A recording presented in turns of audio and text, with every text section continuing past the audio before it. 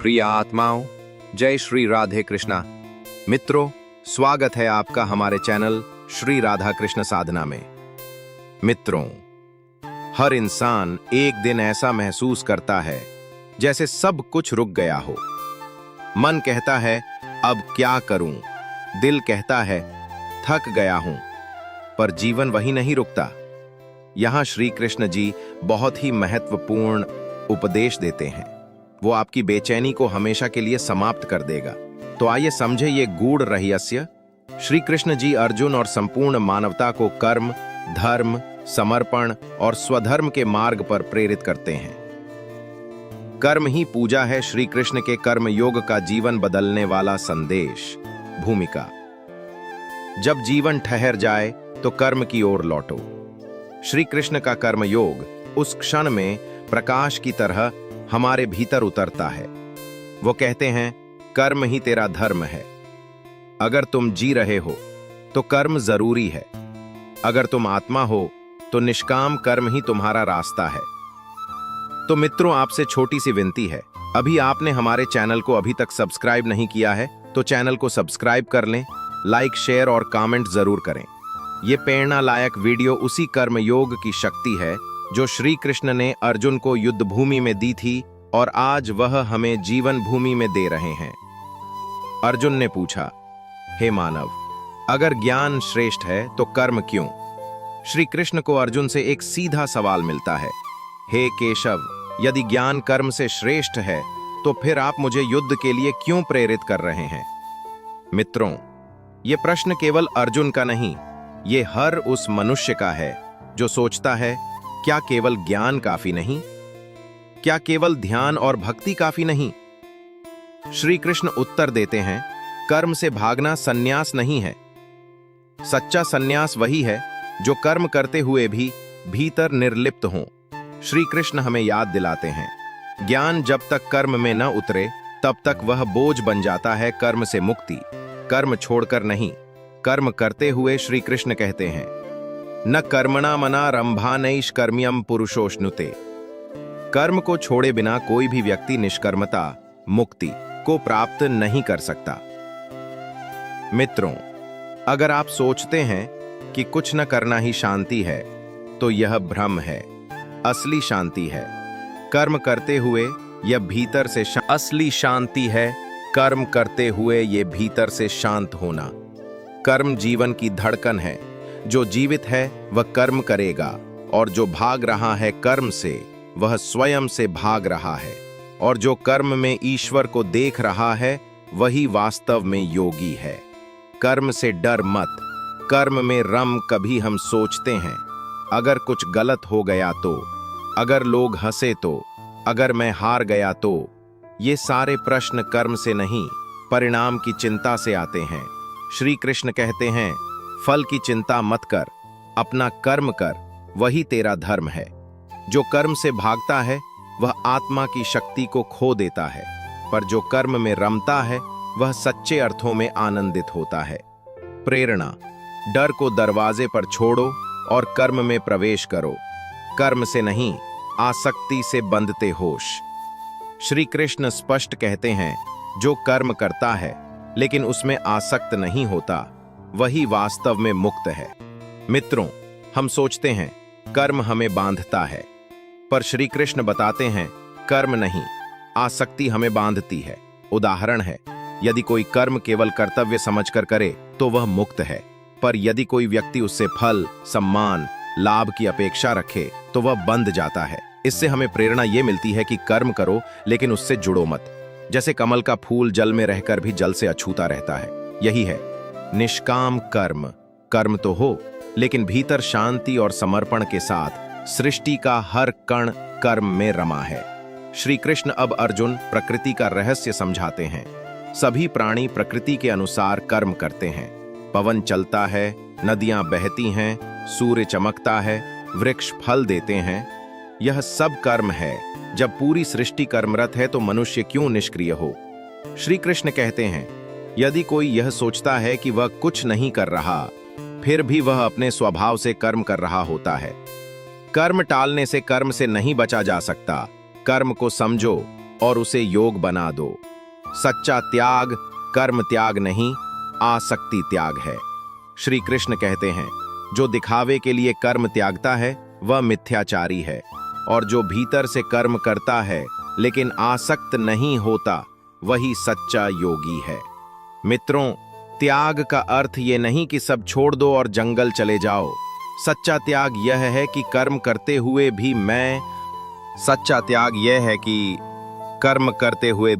मैं और मेरा के अहंकार को छोड़ दो।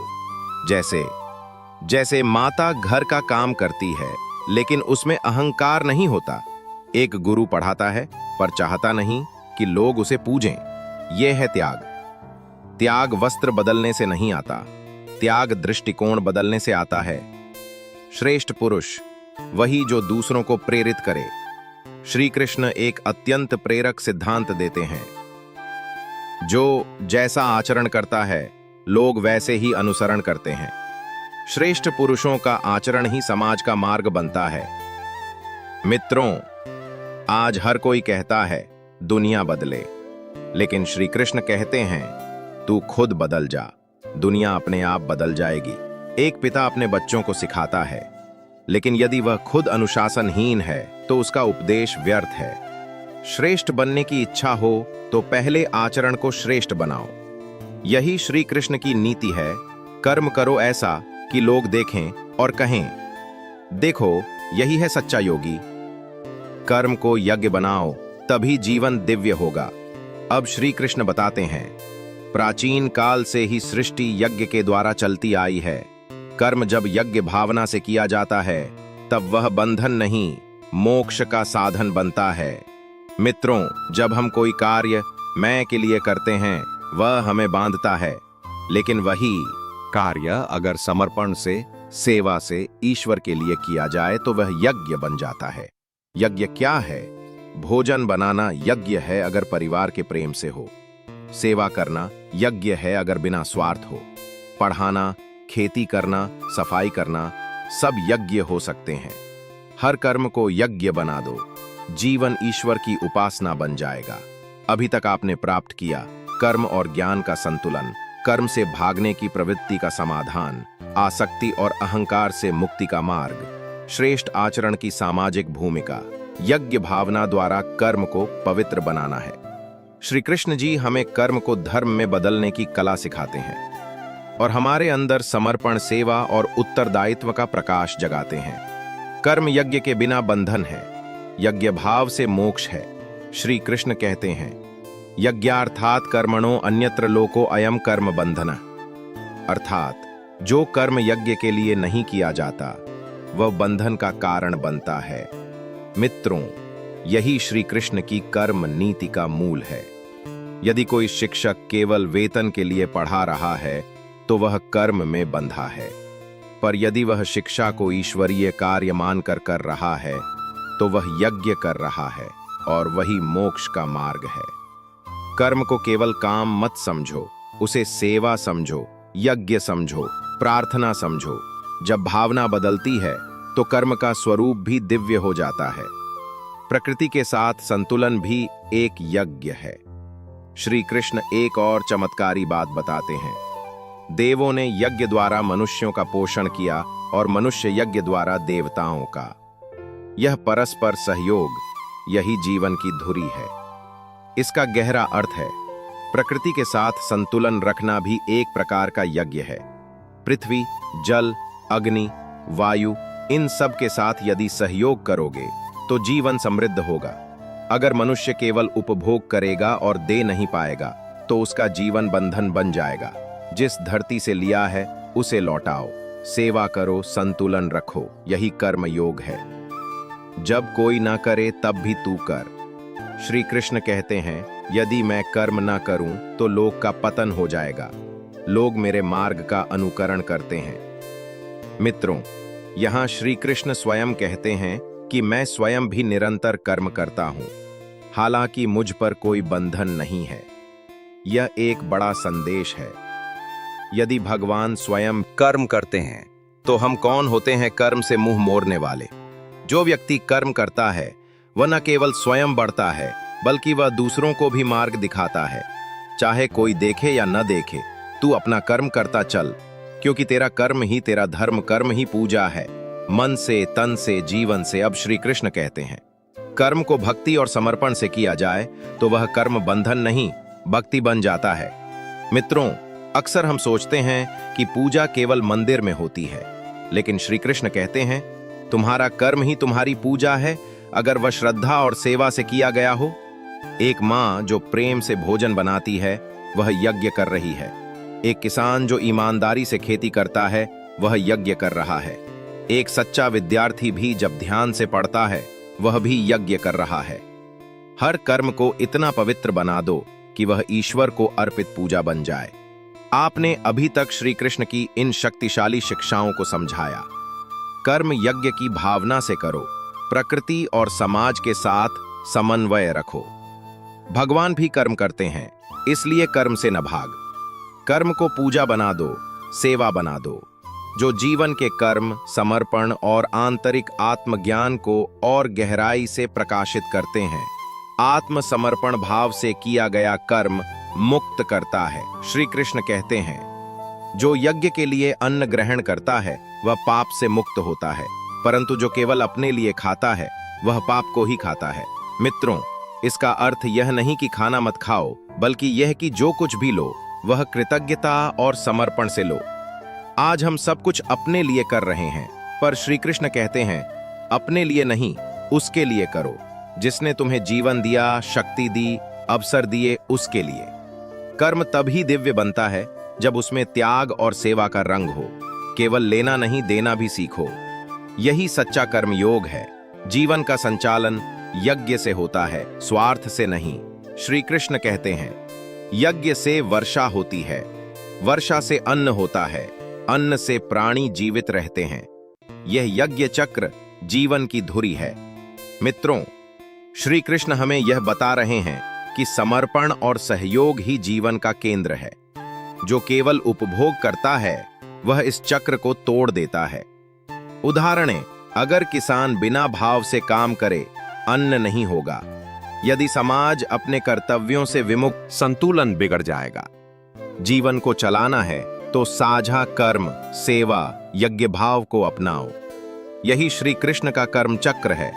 जो यज्ञ को नहीं मानता वो जीवन के नियमों को तोड़ता है। श्री कृष्ण कहते हैं, जो यज्ञ चक्र को नहीं मानता वो पापमय जीवन जीता है। वो केवल इंद्रिय सुखों के लिए जीता है और व्यर्थ होता है। मित्रों, आज का संसार भोग की ओर भाग रहा है, बिना सोच के, बिना समर्पण के। श्री कृष्ण हमें चेताते हैं, अगर तुम केवल खुद के लिए जी रहे हो तो तुम जीवन के नियम को तोड़ रहे हो।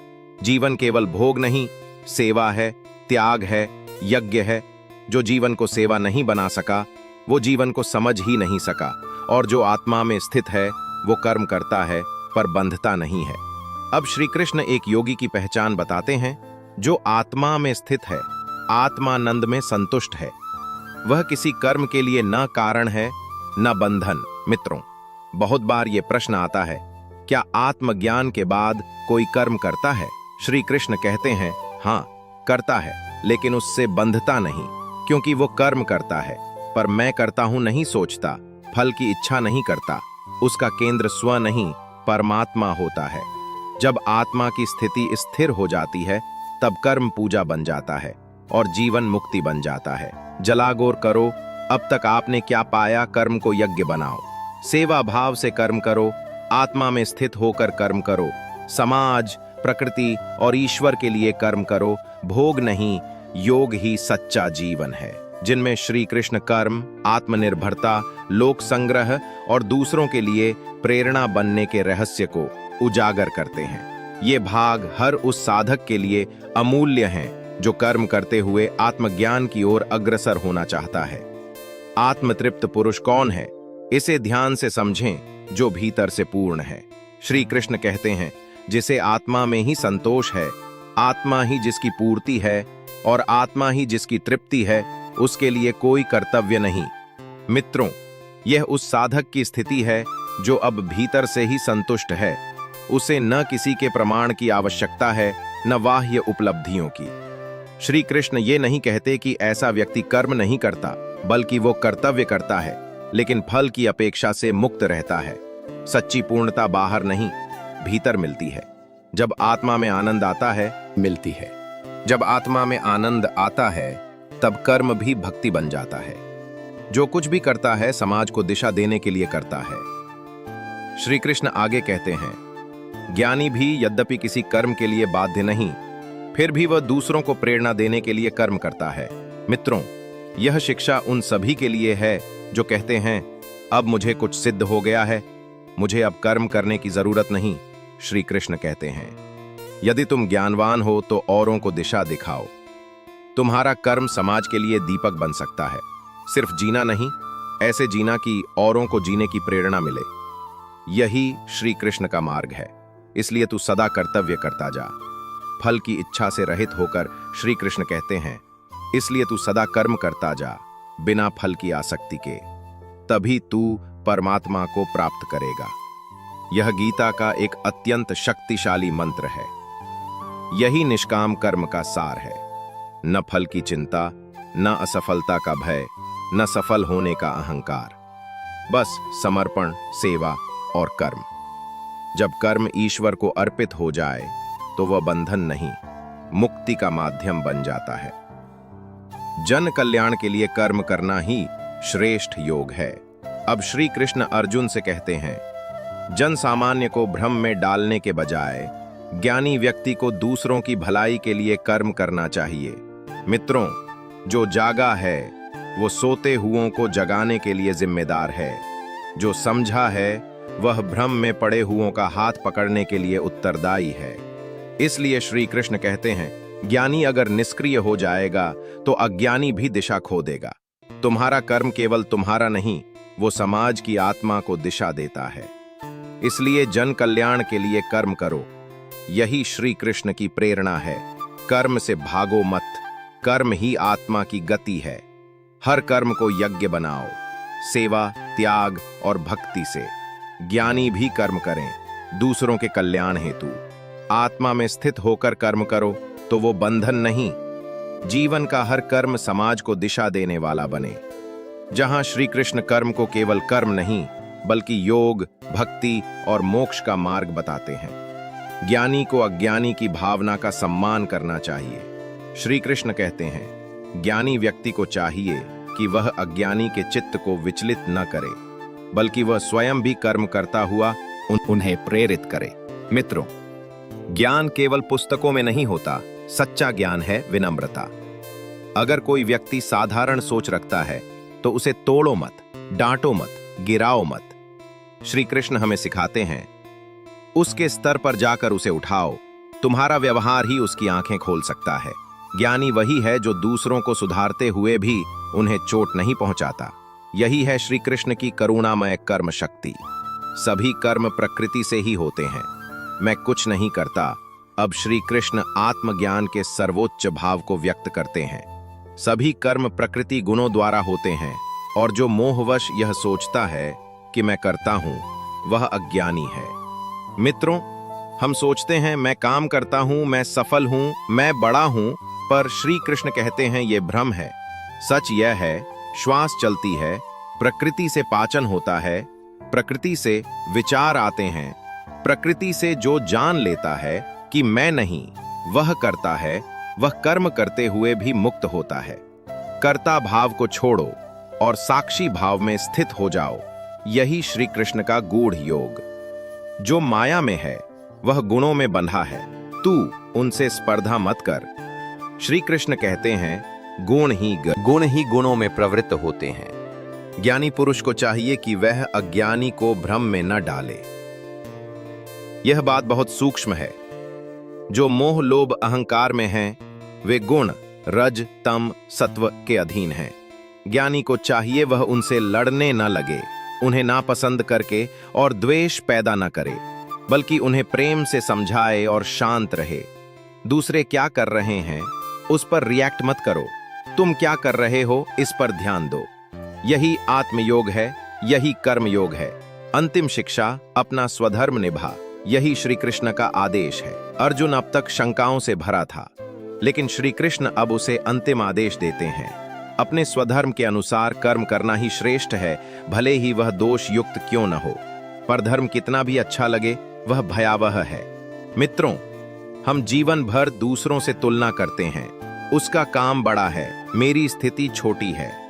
लेकिन श्री कृष्ण कहते हैं, तू अपने कर्तव्य पर टिक, यही सफलता है। अपने कर्म को ईश्वर को अर्पण कर, यही मुक्ति है।